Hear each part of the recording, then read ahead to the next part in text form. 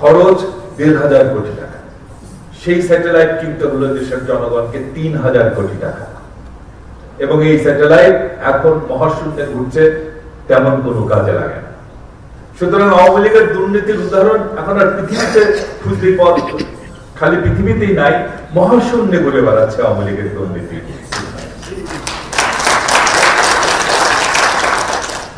এখন আবার উনি বলছেন আমি স্যাটেলাইটে নাই, আমি আর সরকারকে হেল্প করবো নাই, মানে টাকা খেয়েছো হেল্প করবো না, মানে তার গলায় রশি বেঁধে নিয়ে আসবো, হেল্প করবো না মানে।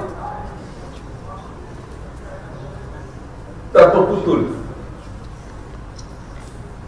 স্বামী স্ত্রী মিলে খেয়েছেন, এই পর্যন্ত খেয়েছেন।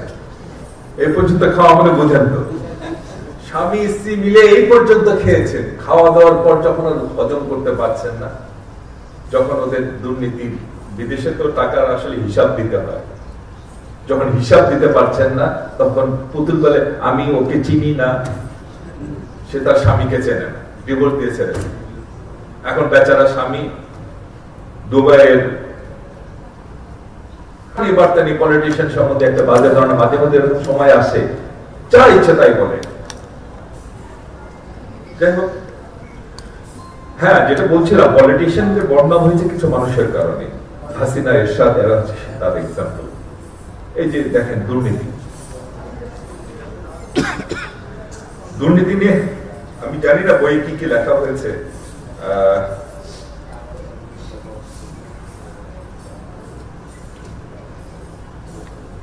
ওনার শেখ হাসিনার ছেলে জয়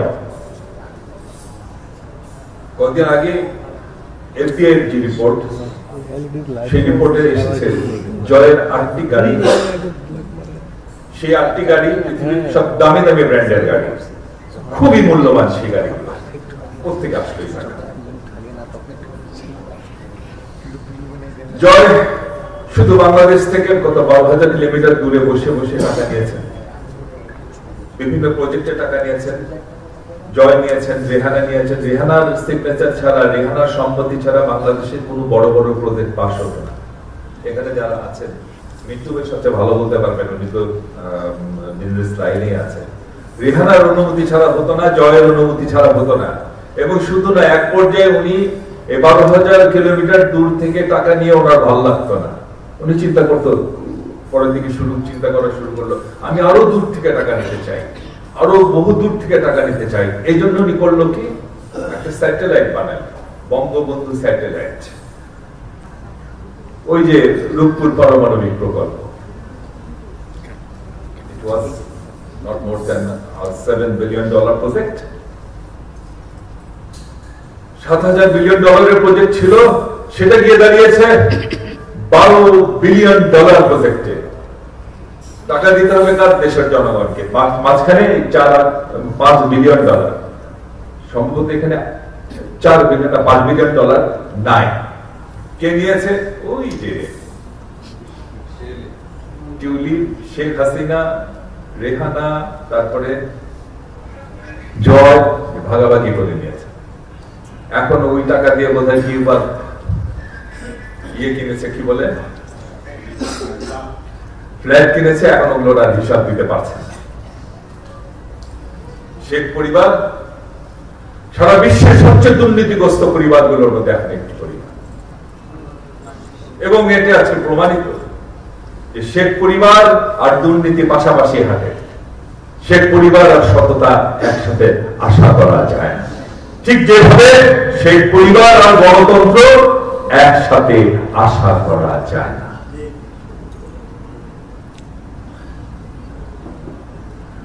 আমি হোসেন আহমদ কত উদাহরণ দেব, উনি নাকি কত রকম অভ্যাস আছে মানুষের, উনি নাকি টাকার তৈরি ডালিম ছাড়া ওনার ঘুম হয় না। এগুলো সব আওয়ামী লীগের এক্সাম্পল। বলতে গেলে তো আরো বক্তৃতা দেওয়া লাগবে না, আমার 2-3 দিন ধরে বক্তৃতা দিতে হবে। রাতের বেলা নাকি টাকার গন্ধ না শুনলে আমি হোসেন আহমদ ঘুম হতো না। এরকম বিকৃত রুচি দুর্নীতিবাদ আওয়ামী লীগের ভর্তি। বলতে গেলে অনেক সময় লাগে, আমি আর অত বিস্তারিত আলোচনায় যাচ্ছি না। শুধুমাত্র ওদের একটি রিপোর্টে ওদের দুর্নীতির একটি টোটাল চিত্রটা ভেসে এসেছে। এই সরকার, ইউনিট সরকার যখন আসলেন তখন তারা একটা কমিটি করে দিলেন, যে কমিটি বললেন যে আওয়ামী লীগের দুর্নীতির শ্বেতপত্র প্রকাশ করে। তারা ভাই বিএনপি করে না, তারা নিরপেক্ষ মানুষ, জ্ঞানী মানুষ, গুণী মানুষ। তারা অনেক খোঁজ খবর নিয়ে দেখেছেন যে 2008-9 থেকে শুরু করে 24 সাল পর্যন্ত 29 লক্ষ কোটি টাকা আওয়ামী লীগ এবং আওয়ামী লীগের নেতা কর্মীরা সব উধাও করে দিয়েছেন। ওনাদের দুর্নীতির কথা জিজ্ঞেস করে বলে আমরা তো উন্নয়ন করেছি। কি উন্নয়ন করেছেন? পদ্মা সেতু বানিয়েছেন, খরচ কত? 3000 কোটি টাকা। আর আপনারা কয়েক বছরে উড়িয়েছেন হচ্ছে 29 লক্ষ কোটি টাকা, যা দিয়ে প্রায় 90টার বেশি পদ্মা সেতু বানানো সম্ভব। একটি পদ্মা সেতু হাতে ধরিয়ে দিয়ে বলেন আমরা তো উন্নয়ন করেছি। আর একটা কি করেছেন ভাই, ওই যে কর্ণফুলী, আমি গিয়েছিলাম, আমি 1 ঘন্টার মধ্যে দাঁড়িয়েছিলাম, 1 ঘন্টার মধ্যে সম্ভবত 20 থেকে 25টা গাড়ি গিয়েছে ওই টানেল।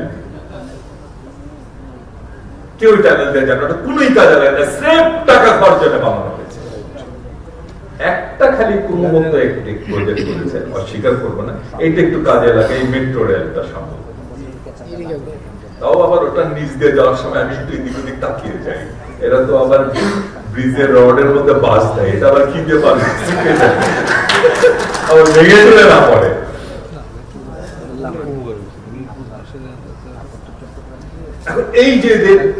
এই যে দুর্নীতির সাম্রাজ্য, সেটাকে ধরে রাখার জন্য শেখ পরিবার একটা আইন করেছে, কি সুরক্ষা আইন।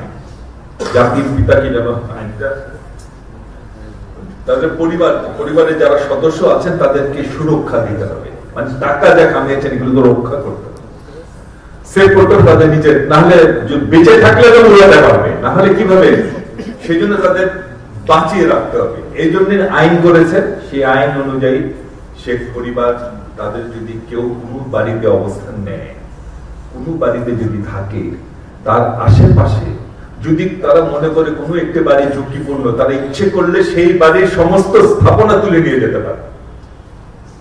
তারা যেখানে থাকবেন তার আশেপাশে কোনো সুউচ্চ বিল্ডিং যদি থাকে, যেখান থেকে তারা নিরাপত্তা ঝুঁকি মনে করবেন, সেই বিল্ডিং এর সবাইকে খালি করে দিতে হবে।